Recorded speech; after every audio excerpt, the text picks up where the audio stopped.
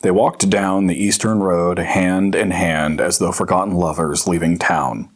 Stopping with no one else around, they took one last look at the distant walls of Old Ben Skaith and the storybook castle sitting behind them, the sun setting beyond distant hills to the west. Ike watched as the mask of professionalism slid over her face, the light of love and affection dulling in her eyes behind curtains of problem-solving, anticipation, and a lifelong determination. "Remember what I said about after all of this," Diana spoke, the last notes of longing in her voice fading like a plucked string. "I will, once we're through," said Ike, still holding on to her fingers. She gave them one last squeeze and let go. "See you at the barn." They made sure no carriages drew near, no late-night riders upon the road, and then set off into the long grass that surrounded an ancient city. Country houses and farmer fields still stretched out to either side, locals living within, but none noticed the pair or paid them any mind. The closer they got, the slower they walked, until at last, at a crouch and then a crawl, disappearing beneath blades of endless green and wildflower. South of Asquith Manor, just past the last road to Country Manors, were the rest of them, hiding so flat as to be completely hidden unless one were standing right atop them. Haravan and Sawyer were up front, Harry only an arm's length on Haravan's left, Ellis farther back, drifting from Sawyer's right.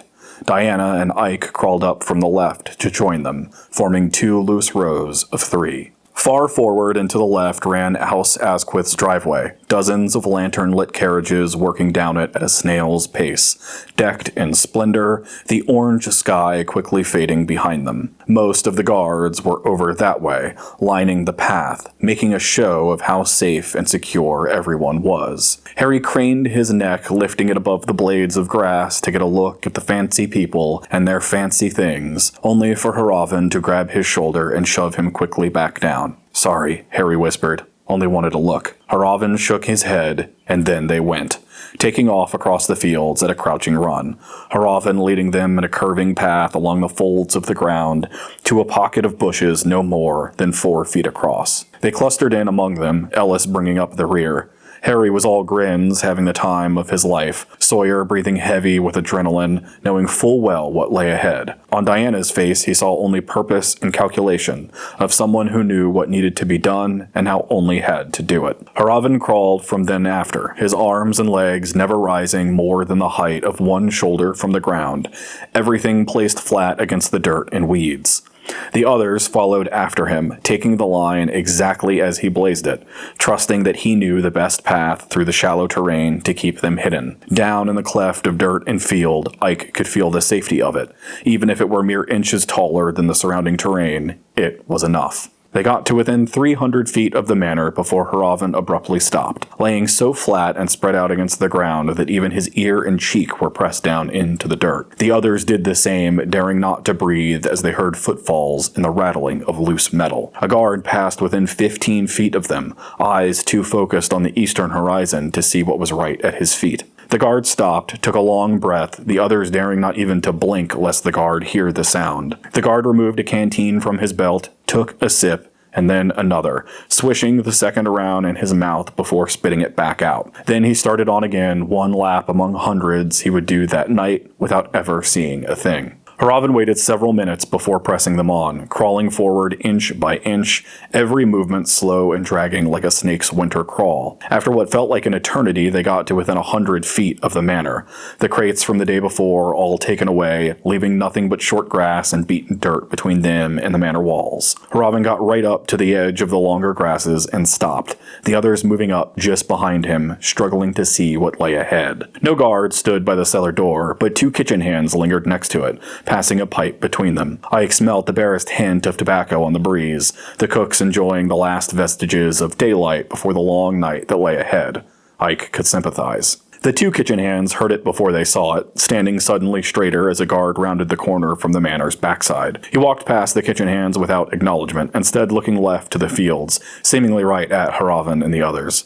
But he saw only the horizon, the country manors behind, the stars beginning to peek out overhead. The kitchen hands took that as their cue to get back to work, the guard sauntering forward on his predetermined path and life. and then the coast was clear, and the work of the night could be delayed no longer. Haravin took off at a dead sprint the instant the kitchen hands rounded the corner. Ellis was caught off guard, scrambling to his feet and crawling, stumbling, sprinting after the Knorr. The others could only grab the dirt and wait, Ellis hitting the ground at a two-legged slide, ending at the cellar door. Haravin was already holding the lock up for the boy, the Knorr's back to the manor, eyes roaming left and right and across the fields for anyone who could stumble upon them. 20 agonizing seconds. And the lock clicked open. Haravin pulled the chain through the door handles, grabbing one door even as Ellis grabbed the other, the two opening them and ducking inside in the space of a breath. Ellis, down in the cellar stairs, looked up and waved Harry on, but was pulled suddenly back into the shadows. The cellar doors closed with a dusty thud as another guard came around from the front. The doors were now shut, but the chain still lay discarded beside them, Harry diving back down into the grass as the others watched, hearts thumping in their chests. The guard, headed right for the cellar door, instead turned and faced the wall. He took a cautious glance around the front of the manor, ensuring he was out of view of the party guests and fanciful carriages, and there relieved his bladder upon the manor wall. It took him longer to make his water than it took Ellis to pick the lock, but with one last shake the guard was done and went back to his duty at the manor's front. Coast clear, the cellar door eased open once more, the Knorr's wild face now staring back at them. He moved to open the doors all the way, waving to Harry as he did so. Harry jumped up and at a sprint, running with reckless abandon, disappeared down the stairs at full speed. Diana was up and running before Harry even reached them, Sawyer starting her run once Harry was safely within. Then Haravin looked at Ike and signaled once more. No time to think, no time to decide. He was up and running like the others before his mind even had the chance to process what was happening. Then he too reached the cellar, and for but a moment, all was shadow.